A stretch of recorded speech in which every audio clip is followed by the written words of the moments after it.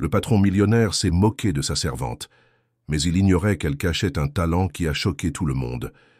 Élise Moreau avait 28 ans, mais dans les couloirs étouffés de la grande demeure de la cour, elle paraissait n'avoir ni âge ni voix. Tous les matins à 6 heures précises, elle franchissait la lourde grille d'entrée avec la discrétion d'une ombre. Son uniforme était toujours impeccable, bleu pâle, repassé avec soin. Son chignon bas ne laissait jamais une mèche, en désordre. Pas un mot plus que nécessaire, pas un regard de trop. Elle était là et pourtant personne ne la voyait vraiment. La villa se dressait en périphérie de Lyon, perchée sur une colline verdoyante. Un havre de marbre et de verre, où la haute société venait et repartait, sans jamais se soucier de ceux qui en nettoyaient les traces. Élise était l'une de ces mains invisibles. Elle polissait les parquets, rafraîchissait les bouquets, vérifiait les chandelles sans jamais faire un bruit. Son monde était fait de gestes répétés, de silences prudents, de couverts alignés avec une précision militaire. Vincent de la Cour, maître des lieux et magnate de la mode française, n'avait jamais posé les yeux sur elle plus d'une seconde. À 47 ans, il portait l'arrogance comme une seconde peau. Élégant, sarcastique, il maniait l'humiliation comme un art raffiné. Il dirigeait ses employés d'un ton sec, sans jamais retenir un sourire qui ne serait pas pour ses invités. Pour lui, Élise n'était que la fille de ménage, une présence fonctionnelle, aussi anodine que le papier peint. Mais il y avait quelque chose dans le regard d'Élise qui détonnait avec sa tenue modeste. Une lumière tamisée, presque imperceptible, comme une braise que personne n'aurait jamais soufflée. Ses gestes semblaient banals, mais une tension subtile dans son port de tête, une précision mélodique dans sa marche, trahissait une discipline venue d'ailleurs. Elle n'avait pas toujours été femme de ménage, mais personne ne le savait. Personne ne posait de questions. Dans les rares instants où elle se retrouvait seule, dans l'arrière-cuisine, entre deux services, ou dans le couloir menant aux chambres d'amis, Élise se permettait un soupir, une note murmurée, un fragment de mélodie chuchotée. Elle chantait bas, si bas que seul le silence pouvait l'entendre. Mais même là, elle se reprenait aussitôt, comme si un œil invisible pouvait la surprendre. Car ici, le moindre écart était une faute. Les autres employés ne la connaissaient que peu. Certains la saluaient d'un signe de tête, d'autres l'ignoraient. Personne ne savait où elle habitait, ce qu'elle aimait ou d'où elle venait. Elle ne parlait jamais d'elle-même. Sa vie personnelle restait hors des murs, comme si elle n'existait que de 6 heures du matin à 8 heures du soir, puis disparaissait dans le néant. Mais Élise observait tout. Les invités rieurs, les mannequins exubérants, les investisseurs cyniques, les célébrités fatiguées de briller. Elle connaissait les habitudes de chacun, les secrets des armoires, les tensions derrière les sourires. Rien ne lui échappait. Elle avait appris à se fondre dans le décor tout en notant chaque fissure. Parfois, le soir, lorsque la maison se vidait de son vacarme doré, elle restait un instant immobile dans le grand salon désert. Les lustres éteints renvoyaient son reflet dans les vitres sombres. Alors seulement, elle se permettait de regarder autour, comme si elle découvrait pour la première fois l'endroit où elle travaillait. Son regard ne contenait ni envie ni amertume, juste une étrange patience, comme celle d'un musicien qui attend que le rideau se lève. Et dans ce silence doré, entre les vestiges du luxe et les échos des rires mondains, Élise semblait appartenir à un autre monde. La villa était en effervescence depuis le matin. Les traiteurs allaient et venaient, les décorateurs accrochaient des guirlandes de lumière entre les colonnades du jardin et les serveurs répétaient les gestes d'un service qui devait paraître fluide, presque invisible. Ce soir-là, Vincent de la Cour organisait une réception privée pour une poignée d'investisseurs triés sur le volet et quelques célébrités du monde de la mode. Un événement mondain, mais aux allures de stratégie commerciale, où le champagne remplaçait les contrats et les sourires valaient plus que les signatures. Élise, fidèle à son poste, était chargée de superviser les verres en cristal alignés sur le buffet principal du salon. Elle connaissait la fragilité de chaque coupe, le poids exact des flûtes à champagne et l'ordre précis dans lequel elle devait être disposée. C'était son monde, discret, silencieux, précis. Mais ce soir, sans comprendre pourquoi, elle se surprit à fredonner une vieille mélodie en manipulant les verres. Une chanson de son enfance, douce, presque inaudible, qui glissait entre ses lèvres sans qu'elle y pense vraiment. Ce fut une seconde d'inattention, un battement de cœur trop large, une note trop portée. Juste assez pour que Vincent de la Cour l'entende. Il se trouvait à quelques pas, entouré d'un petit cercle de convives riant à ses anecdotes cyniques. En entendant la voix discrète d'Élise, il s'interrompit, leva un sourcil et se tourna lentement vers elle. Le silence tomba aussitôt autour de lui, comme si tout le monde avait deviné qu'il allait se passer quelque chose. « Mais qu'est-ce que j'entends » s'exclama-t-il d'un ton faussement amusé en s'approchant à grands pas. Élise, surprise, baissa immédiatement les yeux, les mains figées autour d'un plateau de verre. « Notre petite servante a décidé de se lancer dans la chanson, » lança-t-il théâtral. « Tu chantais, toi. Allez, ne sois pas timide. » Un rire nerveux éclata parmi les invités. Élise restait immobile, tentant de cacher la brûlure qui montait dans sa gorge. Mais Vincent ne s'arrêta pas là. Il plia légèrement les genoux, porta les deux mains à sa gorge et imita de manière grotesque une note dissonante, miaulant comme un chat blessé. « Écoutez-moi ça. On dirait un chat écrasé sous une portière. Mon Dieu, si tu veux une audition, il faut prévenir, on installe un micro, on alerte les vétérinaires. » Un éclat de rire général secoua la pièce. Les regards se posèrent sur Élise, moqueurs, amusés ou pire encore, indifférents. Pour eux, ce n'était qu'un moment comique, une anecdote de plus dans une soirée trop bien huilée. Une servante qui se croit chanteuse, quelle audace pittoresque. Mais Élise ne bougea pas, elle ne protesta pas, elle ne fuit pas, elle ne pleura pas. Elle serra simplement la mâchoire, rabaissa doucement le plateau sur la table et s'inclina légèrement. Puis elle se détourna sans un mot, regagnant la cuisine d'un pas calme. Vincent haussa les épaules, satisfait de son trait d'esprit, et reprit la conversation là où il l'avait laissée. L'incident, pour lui, était clos. Dans l'arrière-cuisine, Élise s'appuya contre le plan de travail, les mains tremblantes. Mais ce n'était pas de la honte, ni même de la colère, c'était autre chose. Un poids ancien, une blessure connue qui s'ouvrait de nouveau, mais sans saigner. Elle ferma les yeux. La mélodie qu'elle avait fredonnée résonnait encore dans sa tête, mais cette fois elle la chantait intérieurement, avec une intensité qu'elle n'osait pas encore montrer au monde. Il y avait dans ses yeux une étincelle nouvelle, une promesse silencieuse. La semaine qui suivit la réception fut marquée par une agitation particulière dans la villa de la cour. Les couloirs bruissaient de rumeurs. Vincent préparait un événement d'une ampleur exceptionnelle. Élise entendait des bribes de conversation en nettoyant les bureaux, en servant le thé ou en longeant les couloirs, toujours silencieuses. On parlait de Paris, de galas, de défilés de mode et d'une idée originale pour marquer les esprits. Ce fut lors d'un dîner privé, dans la grande salle à manger lambrissée, que Vincent de la Cour fit son annonce officielle devant un cercle restreint d'associés et d'amis du milieu artistique. Élise, présente dans l'ombre, servait le vin et échangeait les plats avec efficacité, sans attirer l'attention. Mais ses oreilles, elles, étaient attentives à chaque mot. Vincent, debout à la tête de la table, leva sa coupe de vin rouge, le regard pétillant d'un enthousiasme rare chez lui.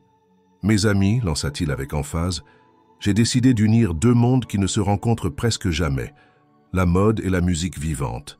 Pour notre prochain défilé caritatif à Paris, je veux une ouverture unique. Pas de mannequin qui marche, non. Une performance, une voix, quelque chose de vrai. » Un murmure d'intérêt parcourut la table. « Et j'ajoute une touche de surprise, continua-t-il. Ce ne sera pas une célébrité connue. Nous lançons un appel à tous ceux qui osent. N'importe qui de n'importe où peut envoyer une vidéo. Les meilleures candidatures seront sélectionnées et l'une d'elles ouvrira la soirée. Imaginez, un inconnu qui devient inoubliable en une seule nuit. » Les invités applaudirent, ravis par l'idée. Élise, elle, sentit son cœur battre plus fort. Elle resta droite, le regard fixé sur la bouteille de vin qu'elle tenait, comme si elle y cherchait un point d'ancrage. La voix de Vincent, celle-là même qu'il avait humiliée publiquement quelques jours auparavant, venait d'ouvrir une brèche inattendue, une porte entr'ouverte sur quelque chose qu'elle croyait à jamais fermée. Elle termina son service, sans dire un mot, mais cette nuit-là, en rentrant dans sa petite chambre à l'étage des domestiques, elle ne ferma pas l'œil. Elle pensait à cette scène, à ces mots, à cette opportunité folle, irréelle, presque risible, mais aussi, au fond d'elle-même, terriblement tentante. Elle se leva dans le noir, attrapa un carnet qu'elle cachait sous son matelas et relut les paroles qu'elle y avait écrites des années auparavant. Des chansons, des fragments, des confidences sans rime. Son monde à elle. Un monde que personne ne connaissait. Puis, pour la première fois depuis longtemps, elle chanta. Pas à voix haute, pas encore. Juste assez pour s'entendre, pour sentir que la note était toujours là, tapie dans sa gorge. Elle n'était pas morte. Elle dormait. Et Vincent, sans le savoir, venait de la réveiller. Lorsque la maison plongeait dans le silence bien après minuit, Élise reprenait vie. Ses journées restaient identiques. Tâches ménagères, sourires discrets, obéissance silencieuse. Mais ces nuits devinrent peu à peu un théâtre clandestin. Un espace de liberté volé entre les murs froids de la demeure de la cour. Tout avait commencé par une découverte fortuite, plusieurs mois auparavant. Un soir où elle cherchait un seau oublié, elle était tombée sur une porte en bois au fond d'un couloir inutilisé, près de l'ancienne aile de la maison. La serrure avait cédé sous une légère pression. À l'intérieur, un petit studio de musique abandonné mais intact, des enceintes poussiéreuses, un vieux clavier, un micro oublié dans un coin, et sur les murs, des affiches de groupes des années 2000. Elle avait compris plus tard qu'il s'agissait du repère de Lucien, le fils adolescent de Vincent, parti étudier à l'étranger l'année précédente. Depuis, cette pièce était devenue son sanctuaire. Elle n'en avait parlé à personne. Chaque nuit, après s'être assurée que tout le monde dormait, Élise s'y glissait sans bruit. Elle fermait la porte derrière elle, allumait doucement les appareils et laissait tomber le masque du jour. Devant le micro, elle redevenait elle-même. Sa voix, d'abord timide, s'affirmait peu à peu. Elle expérimentait des tons, modulait les refrains, perfectionnait les silences. Elle composait, enregistrait, effaçait, recommençait. Le vieux logiciel de Lucien fonctionnait encore. Elle s'en servait pour mixer des morceaux, créer des arrangements simples mais touchants. Des chansons nues, sincères, portées par une émotion brute. Chaque note chantée était une blessure qui cicatrisait. Chaque accord trouvé, une victoire sur l'oubli. Elle travaillait avec méthode. Elle ne se contentait pas de chanter. Elle se réécoutait, prenait des notes, analysait ses erreurs. Il y avait en elle une rigueur presque académique, héritée d'un passé que personne ne soupçonnait. Ce n'était pas un rêve d'enfant ou une lubie romantique. C'était une vocation interrompue, qu'elle ressuscitait seule, sans public, sans encouragement. Et pourtant, malgré tout ce travail, une peur restait, celle d'être vue, d'être reconnue, de sortir de l'ombre et d'oser exister. Plusieurs fois, elle pensa à envoyer une vidéo au concours. Elle enregistra une dizaine de versions, testant différentes lumières, plans, angles. Mais à chaque fois, au moment de cliquer sur « Envoyer », elle hésitait. La même question revenait. Que se passerait-il si quelqu'un la reconnaissait? Si Vincent la découvrait? Si on riait encore d'elle? Alors, elle les sauvegardait dans un dossier caché et fermait l'ordinateur. Mais au fond, elle savait qu'elle ne pourrait pas se cacher indéfiniment. Une nuit, après avoir terminé une session particulièrement émotive, Élise s'assit sur le vieux canapé du studio et regarda son reflet dans l'écran noir. Elle murmura « Si ce n'est pas maintenant, alors quand ?» Puis elle ferma les yeux, la tête posée contre le dossier. Dans ce lieu oublié par tous, elle ne se sentait plus servante. Elle était musicienne, entière, libre. Et quelque chose dans l'air semblait lui murmurer que bientôt, très bientôt, le monde entendrait sa voix. Ce fut un détail technique, une synchronisation automatique qui brisa le secret si soigneusement gardé par Élise. Le vieux logiciel d'enregistrement du studio, encore connecté à l'ancien compte familial de Lucien, envoyait par défaut ces fichiers vers un espace de stockage en ligne partagé. Élise, ignorante de cette fonctionnalité, n'avait jamais imaginé que ces enregistrements puissent se retrouver ailleurs que sur le disque dur local. Un mercredi après-midi, Camille, de la cour la fille cadette de Vincent, traînait dans le bureau de son frère, désormais vide depuis son départ. Âgée de 14 ans, vive et curieuse, elle fouillait dans les anciens fichiers de musique sur l'ordinateur à la recherche de morceaux à remixer pour une vidéo TikTok. C'est ainsi qu'elle tomba sur un dossier sans nom, contenant plusieurs vidéos non datées. Intriguée, elle en lança une.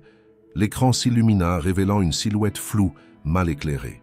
Le visage n'était pas visible, seulement le profil partiellement masqué par une mèche de cheveux. Mais la voix était là, pure, vibrante, pleine d'émotion. Camille en resta bouche bée. Elle ne reconnaissait ni le lieu exact, ni la personne, Mais quelque chose dans la vidéo la toucha profondément. Il y avait dans cette performance une sincérité rare, un frisson qui vous attrape et ne vous lâche plus. Elle regarda 3 vidéos d'affilée sans décrocher. Puis, émue, elle en transféra une sur son téléphone. Elle hésita. Ce n'était pas à elle, mais l'envie de la partager fut plus forte. Elle l'envoya à son meilleur ami, Jules, avec un simple message « Écoute ça ». Incroyable, non. Jules, passionné de musique et très actif sur les réseaux, fut aussi impressionné qu'elle. Il la publia anonymement sur un compte communautaire très suivi, avec la légende « Une voix sortie de nulle part ». Qui est-elle? Il n'imaginait pas l'ampleur que cela prendrait. En moins de 24 heures, la vidéo fit le tour de la toile. Des milliers de commentaires affluaient, louant la beauté de la voix, la mélancolie touchante de la chanson, l'aura mystérieuse de cette artiste inconnue. Personne ne savait qui elle était, mais tout le monde voulait savoir. Des influenceurs partagèrent la vidéo, des pages musicales l'analysèrent. Certains producteurs commencèrent même à chercher des indices sur la chanteuse fantôme.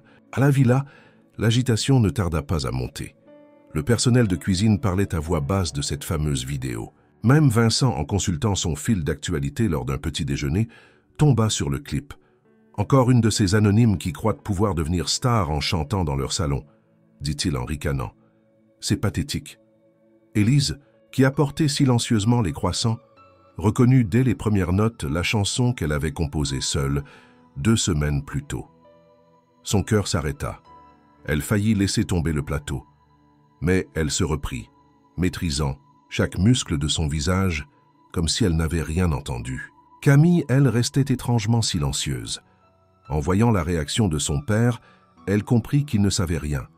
Elle scruta Élise du coin de l'œil, cherchant un signe. Et ce qu'elle lut dans son regard, ce mélange de panique retenue, de surprise et de résignation, la frappa en plein cœur. Plus tard ce jour-là, dans le couloir près de l'escalier de service, Camille intercepta Élise. « C'est toi, n'est-ce pas ?» demanda-t-elle à voix basse. Élise ne répondit pas tout de suite. Puis, après un long silence, elle murmura. « Comment l'as-tu trouvé ?»« C'est magnifique, dit Camille. Tu ne peux pas rester cachée. » Pour la première fois depuis longtemps, Élise sentit une main tendre vers elle, sincère, une complicité naissante. Mais surtout, une peur terrible, celle que tout lui échappe, maintenant que le monde avait entendu sa voix sans savoir à qui elle appartenait. Le calme apparent de la villa de la cour fut brisé par une tension diffuse qui semblait flotter, dans l'air, invisible mais pesante. La vidéo virale, désormais visionnée par des centaines de milliers de personnes, avait été relayée dans plusieurs émissions télévisées et blogs spécialisés. La chanteuse sans nom était devenue un mystère national. Chaque jour, de nouvelles théories émergeaient. Certains affirmaient reconnaître la voix d'une artiste underground, d'autres pensaient à une étudiante en art, et quelques-uns, plus farfelus, parlaient d'une intelligence artificielle. Mais Élise savait, et Camille savait aussi. La complicité silencieuse qui s'était formée entre les deux était fragile, presque clandestine. Camille n'avait rien dit à personne, pas même à sa mère, encore moins à son père. Elle observait Élise avec un mélange d'admiration et d'inquiétude. Elle savait que cette histoire pouvait déraper à tout moment. Vincent, de son côté, suivait l'affaire avec un détachement narquois. Lors d'un déjeuner avec ses partenaires, il déclara « On vit une époque où il suffit de gémir dans un micro pour être qualifié de génie. Ce genre de viralité ne dure jamais. 1 semaine, 2 tout au plus. Puis on passe à autre chose. » Élise, qui servait le café à ce moment-là, sentit chaque mot comme un coup porté. Mais elle ne laissa rien paraître. Elle avait appris à encaisser sans broncher. Pourtant, dans le fond de ses yeux, quelque chose bouillonnait. Le soir, dans sa chambre, elle écoutait les commentaires en ligne, les reprises amateurs, les tentatives de percer le mystère de son identité. Chaque mot d'encouragement la réconfortait, mais renforçait aussi son dilemme. Sortir de l'ombre, c'était risquer de tout perdre. Son emploi, sa discrétion, son refuge. Un jour, en nettoyant le bureau de Vincent, Élise entendit une conversation téléphonique. « Cette fille, cette voix, oui, bien sûr que c'est touchant, dit-il, un brin agacé. Mais imaginez que ce soit une simple employée, une fille sans réseau, sans look, sans histoire glamour. Ce serait un désastre médiatique. On vend du rêve, pas du réel. Ces mots confirmèrent ce qu'elle savait déjà. Si la vérité éclatait trop tôt, tout basculerait contre elle. Mais Camille en avait assez du silence. Une après-midi, elle retrouva Élise dans la buanderie, loin des oreilles indiscrètes. « Tu ne peux pas rester cachée, insista-t-elle. Tu dois te présenter au concours du gala. Tu l'as entendu, c'est ouvert à tous, et personne ne pourra nier ton talent. Et si je suis reconnue? Et si ton père découvre que c'était moi ?» murmura Élise. « Alors il devra faire face à ses propres préjugés, répondit Camille. Et s'il ne veut pas te laisser chanter, je le dirai moi. Je publierai tout. » Élise baissa les yeux. Elle n'avait jamais été soutenue ainsi. Camille n'était qu'une adolescente, mais sa conviction était une bouffée d'oxygène. Dans ce regard jeune et franc, elle lisait un appel à ne plus se taire. Cette nuit-là, Élise retourna dans le vieux studio. Elle s'installa face au micro, mais cette fois, elle ne trembla pas. Elle savait ce qu'elle avait à faire. Elle n'avait peut-être pas de maquilleur, pas de styliste, pas de manager, mais elle avait une chose que les autres n'avaient pas, une vérité profonde à offrir. Et maintenant, au moins une personne croyait en elle. Le lendemain matin, Élise se leva avant l'aube, comme à son habitude. Elle accomplit ses tâches mécaniquement, comme si son corps agissait seul, tandis que son esprit, lui, planait ailleurs. Chaque geste, ranger, balayer, servir, n'était qu'un prélude silencieux à une décision plus grande qu'elle n'avait jamais prise.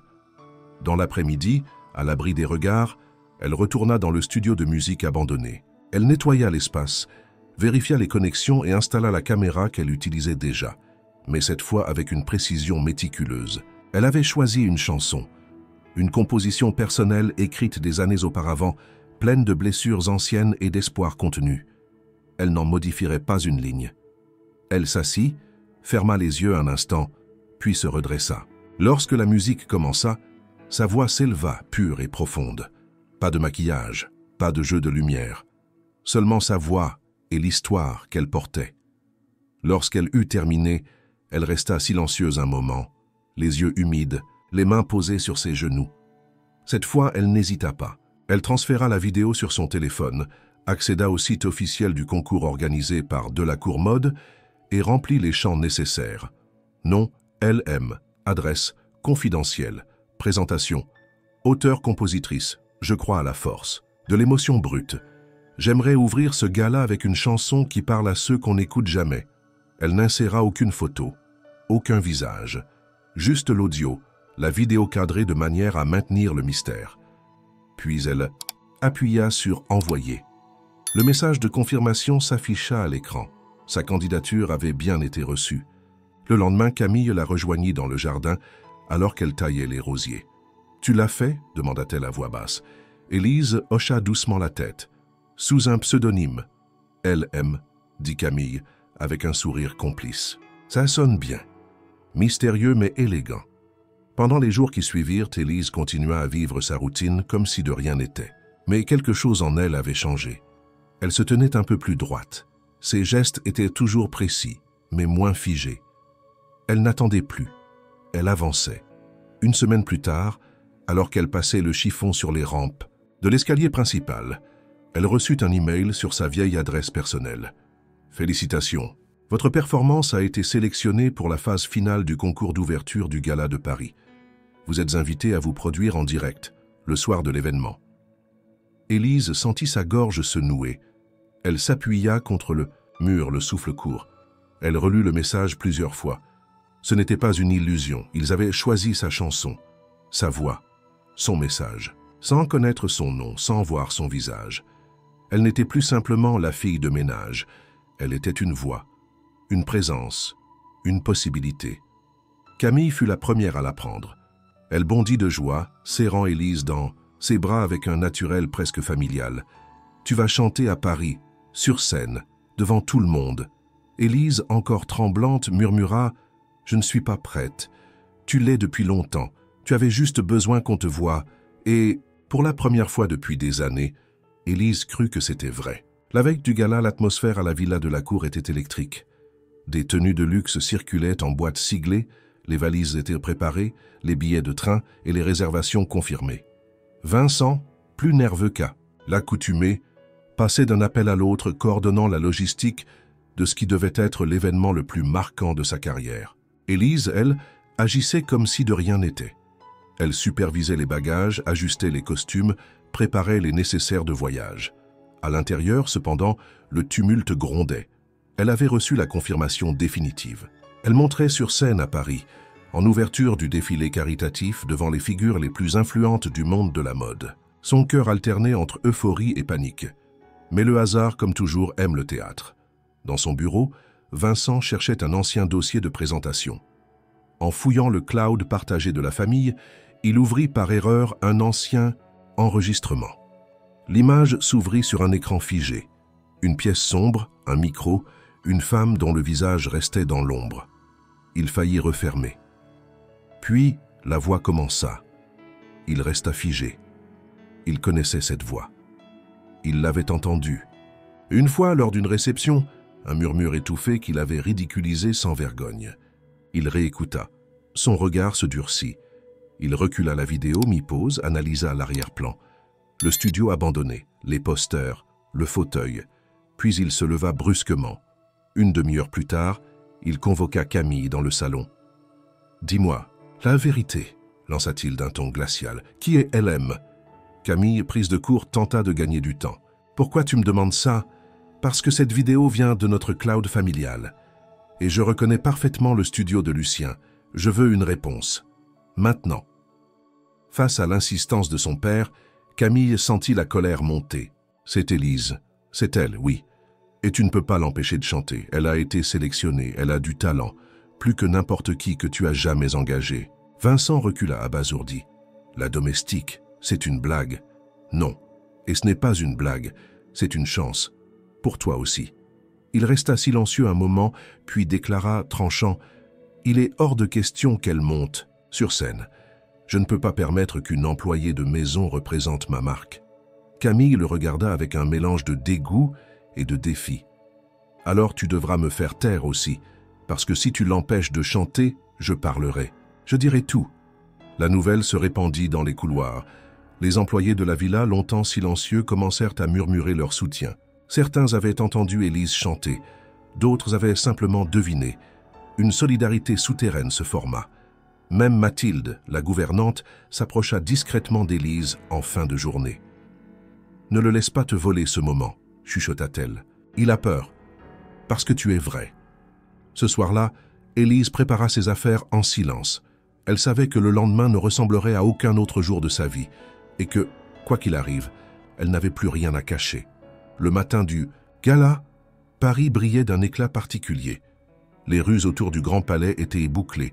Les journalistes installaient leurs trépieds. Les stylistes couraient dans tous les sens. Des silhouettes longilignes en talons hauts entraient et sortaient par des entrées privées. À l'intérieur, une tension fébrile régnait. Élise arriva en silence, escortée par Camille et 2 membres de l'équipe logistique. Elle portait une tenue simple, presque modeste, une robe crème sans ornement. Elle avait refusé les propositions de relooking trop voyantes. Ce n'était pas une mascarade, c'était un moment vrai. Son moment. Mais à l'entrée des coulisses, un mur. Vincent. Il l'attendait, bras croisés, entouré de 2 assistants personnels. Son regard était dur, fermé, sans appel. « Tu ne monteras pas sur scène », déclara-t-il d'un ton sec. Camille, sans se laisser impressionner, s'interposa. « Tu n'as pas ce pouvoir. Elle a été sélectionnée. Tu ne peux pas l'effacer parce qu'elle ne correspond pas à ton image. Mon nom est sur cet événement, ma réputation. Elle est femme de ménage. Que diront les médias quand ils apprendront que je l'ai laissée chanter? Ce sera vu comme une farce. » Mais ce que Vincent n'avait pas prévu, c'était que la rumeur de l'identité de LM s'était déjà répandue. Discrètement, Camille avait partagé un message vidéo sur ses réseaux quelques heures plus tôt. On l'y voyait, bouleversée, expliquant qu'une artiste incroyable allait se produire ce soir et que cette artiste était une femme invisible, aux yeux du monde, sa gouvernante, Élise Moreau. En quelques minutes, la vidéo avait fait le tour du web. Des messages de soutien affluaient. Des journalistes posaient déjà des questions à l'entrée du gala. Est-ce vrai que la chanteuse anonyme est une employée de maison? Dans les coulisses, 2 stylistes célèbres s'approchèrent de Vincent. Si c'est vrai, dit l'un d'eux, c'est brillant. C'est exactement ce dont on avait besoin, de l'authenticité. Pas un mannequin recyclé, pas une star. Éphémère, une histoire réelle. Un autre ajouta, tout le monde en parle déjà. L'interdire maintenant serait catastrophique pour ton image. Tu veux vraiment paraître comme l'homme qui a muselé une artiste parce qu'elle nettoyait des planchers? Vincent sentit son contrôle lui échapper. Pour la première fois depuis longtemps, il doutait. Pendant ce temps, Élise attendait, dans une loge modeste, isolée. Elle n'avait pas encore chanté, mais le poids de la scène était déjà sur ses épaules. Camille entra haletante. « C'est bon, tu chantes. » Ils n'ont plus le choix. Élise, le regard noyé d'émotions contenues, hocha doucement la tête. « Alors je vais chanter. » Et pour la première fois, elle ne se sentait plus seule. Le grand palais brillait comme une cathédrale moderne. Des projecteurs balayèrent la verrière, des invités se pressaient sur les tapis noirs bordés de flashs. À l'intérieur, la salle principale avait été transformée en un théâtre de verre et d'acier, une passerelle centrale traversant un décor inspiré de la Renaissance française, revisité par la haute couture contemporaine. Mais ce soir, avant les mannequins, c'était une voix qui allait ouvrir le bal. Assise dans l'ombre derrière le rideau de velours, Élise attendait. Son cœur battait avec une précision douloureuse. Elle portait la même robe crème, repassée à la main, sans aucun accessoire. Son visage n'avait ni fond de teint, ni paillettes. Rien ne cachait ce qu'elle était. Juste elle, entière. Les techniciens faisèrent les derniers réglages. L'éclairage tamisé annonçait le début. L'animateur murmura les mots d'introduction. Une performance surprise, une voix inconnue. Pas de nom, pas d'histoire, juste une chanson. Élise monta lentement sur scène. Les projecteurs s'allumèrent avec douceur, laissant son visage dans une lumière chaude, presque intime. Face à elle, une mer de regards, des centaines, des visages figés, des expressions dubitatives, curieuses, voire condescendantes. Dans la première rangée, Vincent impassible. À côté de lui, Camille, droite comme une flèche, le regard rivé sur Élise. Le silence était total. Puis, elle chanta. Pas fort, pas pour impressionner, mais avec une intensité rare. Chaque mot semblait tiré d'une mémoire profonde. Chaque note vibrait comme si elle portait une vie entière. Le texte racontait l'oubli, la solitude, le silence imposé, mais aussi la résilience, la beauté de ceux qu'on ne voit jamais. Une chanson sans artifice, pure. Les premières secondes, le public resta figé, surpris par la sincérité de la voix. Puis, peu à peu, les regards changèrent. Des épaules se redressèrent, des visages se fermèrent pour mieux écouter. Un frisson traversa la salle. On ne voyait plus une domestique. On ne voyait plus une inconnue. On entendait une artiste. À la fin du dernier accord, Élise baissa les yeux, les mains jointes. Le silence persista une seconde, 2, 3. Puis, une explosion d'applaudissements. Un tonnerre, brutal, inattendu. Des invités se levèrent. D'abord un, puis deux, puis toute la salle. Une ovation debout. Certains applaudissaient les larmes aux yeux. D'autres filmaient frénétiquement. Des murmures de stupéfaction se mêlaient aux cris d'admiration. Élise resta immobile un instant. Elle ne souriait pas encore. Elle semblait simplement soulagée. Comme si ce n'était pas une victoire, mais une libération. Dans la première rangée, Vincent Delacour ne bougeait pas. Son visage était fermé, mais son regard trahissait une chose qu'il ne maîtrisait plus. Il était bouleversé. Quand Élise quitta la scène, elle passa devant lui. Leurs regards se croisèrent. Elle ne dit rien. Il ne dit rien. Mais dans ce silence-là, il y avait tout ce qu'il n'avait jamais pu s'avouer. Le lendemain du gala, la France entière s'éveilla au son d'un nom qu'aucun journaliste ne connaissait encore vraiment. Les unes des journaux culturels affichaient la même image. Une femme en robe simple, éclairée par un projecteur doré, les yeux fermés au milieu d'un silence captivé. Les titres étaient unanimes. La voix que l'élite a voulu ignorer. Quand l'authenticité vole la vedette au luxe. Élise Moreau, l'inconnue qui a ému Paris. Les réseaux sociaux s'enflammèrent. Le mystère avait été levé. Camille avait confirmé dans une nouvelle vidéo l'identité de la chanteuse. Une employée domestique, discrète, méprisée, mais d'un talent pur. Le contraste fascinait. Les médias creusaient son histoire, traçaient ses origines, interrogeaient ses collègues. Elle n'avait pas de passé connu dans la musique. Aucun diplôme d'une école d'art. Juste des chansons, un studio poussiéreux et une force tranquille. Vincent, lui, fut assailli de questions. Lors d'un entretien en direct avec un journaliste de mode, il tenta de minimiser. Ce gala était conçu pour surprendre, pour révéler, dit-il. Ce n'est pas important. D'où vient l'artiste, mais ce qu'elle transmet. Mais les archives ne mentent pas. Bientôt, des extraits de son humiliation publique envers Élise furent rediffusés. Des invités avaient filmé sa moquerie lors de la fameuse réception. L'opinion publique ne pardonnait pas l'arrogance désormais flagrante. Des éditoriaux le taxèrent de cynisme. Des artistes l'accusèrent de mépris de classe. Élise, pendant ce temps, gardait le silence. Elle refusait les plateaux télé. Elle ne répondait qu'aux messages personnels, avec modestie. Elle continuait à vivre à la villa, du moins provisoirement.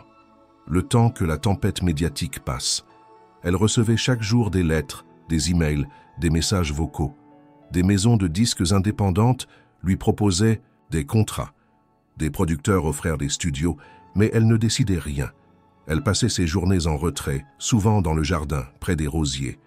Elle ne cherchait ni vengeance, ni gloire, seulement du temps et un peu de paix. Camille restait à ses côtés.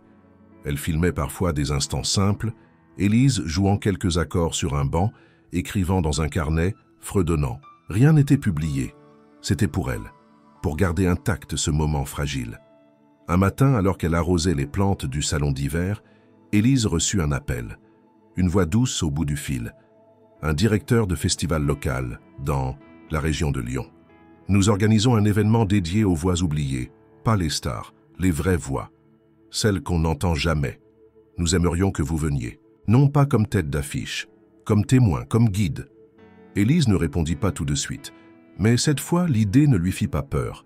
La villa, autrefois royaume incontesté de Vincent Delacour, semblait différente depuis le retour du gala. Le silence y avait pris une texture nouvelle, presque gênante. Les employés évitaient les longs regards avec leur patron. Les couloirs résonnaient d'une tension sourde. Même les pas de Vincent s'étaient faits plus lents, comme s'il portait le poids d'une conscience trop longtemps muselée. Élise continuait d'assurer ses tâches avec calme. Elle savait que son départ était proche, inévitable, mais elle ne voulait pas fuir. Il restait quelque chose à dire, quelque chose à boucler, et cela ne pouvait se faire que face à lui. Ce fut un soir de fin de semaine, alors que le crépuscule dorait les rideaux du grand salon. Vincent s'y tenait seul, debout près de la baie vitrée, un verre à la main. Il contemplait le jardin immobile. Élise entra sans se faire annoncer. Il se retourna lentement, comme s'il avait su qu'elle viendrait. « Je savais que tu finirais par venir, » dit-il d'un ton neutre. Elle s'approcha, les mains jointes, le regard calme. Pas pour des excuses, pas pour des comptes, seulement pour finir ce que vous avez commencé. Il haussa un sourcil. Ce que j'ai commencé? Oui, en me ridiculisant, en me rabaissant. Sans le savoir, vous m'avez forcé à me lever, à faire entendre ma voix. Vous vouliez me faire taire, vous m'avez rendue plus forte. Vincent resta silencieux un instant, puis soupira. Je t'ai sous-estimé. Vous m'avez ignoré, corrigea-t-elle, et vous n'êtes pas le seul, il y en a des milliers comme moi, invisibles, utiles mais jamais regardés. Je n'avais pas besoin de votre reconnaissance, seulement de la mienne. Elle parla sans colère, juste avec une clarté coupante, comme un miroir enfin nettoyé. Ce gars-là, continua-t-elle, ce n'était pas une vengeance. C'était une libération. Et vous n'avez rien pu y faire. Vincent regarda son verre, puis le posa lentement sur la table. Tu vas partir, n'est-ce pas? Oui. Tu as des propositions, des opportunités. J'ai des choix, et je compte bien les faire cette fois. Il hocha lentement la tête. Alors je te souhaite bonne chance. Élise sourit faiblement. Elle ne lui en voulait pas. Il n'était qu'un produit d'un monde qui méprise le silence, jusqu'au jour où ce silence chante trop fort pour être ignoré. Ce que vous m'avez fait, dit-elle en se dirigeant vers la porte, ce n'était pas une fin, c'était un commencement. Et sans attendre de réponse, elle sortit. Derrière elle, Vincent resta seul, les mains dans les poches, le regard perdu. Il ne ressentait ni triomphe, ni humiliation. Juste une forme de vide. Comme si, pour la première fois, il comprenait ce que signifiait ne pas être au centre. Quelques semaines s'étaient écoulées depuis l'éclat du gala. Élise avait quitté la villa de la cour sans fracas. Pas de larmes, pas de discours, juste une valise discrète, un carnet sous le bras et un dernier regard vers la grande bâtisse qui avait été sa cage autant que son refuge. Elle s'était installée dans un petit appartement à Villeurbanne, modeste mais lumineux. un lieu qu'elle pouvait enfin appeler chez elle. Les jours suivants, elle les avait passés à écrire, à enregistrer, à marcher dans les rues anonymes, loin des projecteurs, loin des étiquettes. Mais elle ne s'était pas enfermée. Lorsqu'elle reçut l'invitation du festival local, évoquée quelques semaines plus tôt, elle accepta. Pas comme vedette, pas comme produit, comme passeuse de voix. On lui avait proposé de venir témoigner, partager son parcours avec d'autres talents discrets, oubliés, effacés par la vie. Elle avait dit oui sans hésiter. Le festival avait lieu dans un théâtre municipal rénové, à quelques pas du Rhône. Rien d'extravagant. Juste des sièges rouges, une scène en bois, une lumière chaude.